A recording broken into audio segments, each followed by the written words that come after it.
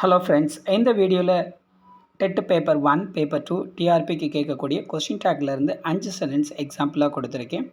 ஒவ்வொரு மெத்தட்லேருந்து ஒரு எக்ஸாம்பிள் கொடுத்துருக்கேன். எப்படி ஆன்சர் கண்டுபிடிக்கலாம்ங்கிறத பார்ப்போம். Ravi is a student.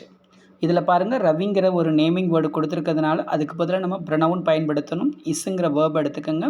அப்போ பாசிட்டிவாக இருக்கிறதுனால ஆன்சர் நெகட்டிவாக இருக்கணும். Isn't he. Answer A. Let's go to play the games. Let's are letters வந்தாலே ஆன்சர் வந்து shall we. So answer A. Bring your book.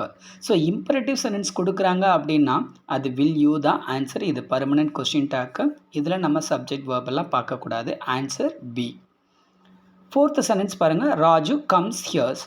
இது சிம்பிள் ப்ரெசன்ட் டென்ஸில் இருக்குது. இதில் ஹெல்பிங் வேர்பு கிடையாது. நம்ம தான் கொஸ்டின் டேக் சென்டென்ஸ்லேருந்து வேர்பை எடுக்கணும். அப்போ கம்ஸ் வந்திருக்கிறதுனால டஸ் எடுத்துக்கோங்க.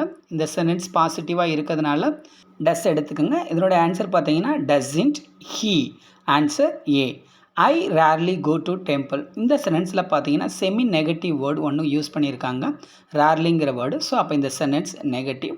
அப்போ கொஷின் டேக் பார்த்தீங்கன்னா பாசிட்டிவாக எடுக்கணும். இதுவுலேயும் என்ன இல்லைன்னா வேர்ப் இல்லை. அப்போ ஆன்சர் பார்த்தீங்கன்னா டூ யூ. கொஷின் டேக்கான ஃபுல் எக்ஸ்ப்ளனேஷன் வேணும் அப்படின்னா கீழே லிங்க் கொடுத்துருக்கேன், போய் செக் பண்ணி பாருங்கள். Thank you very much.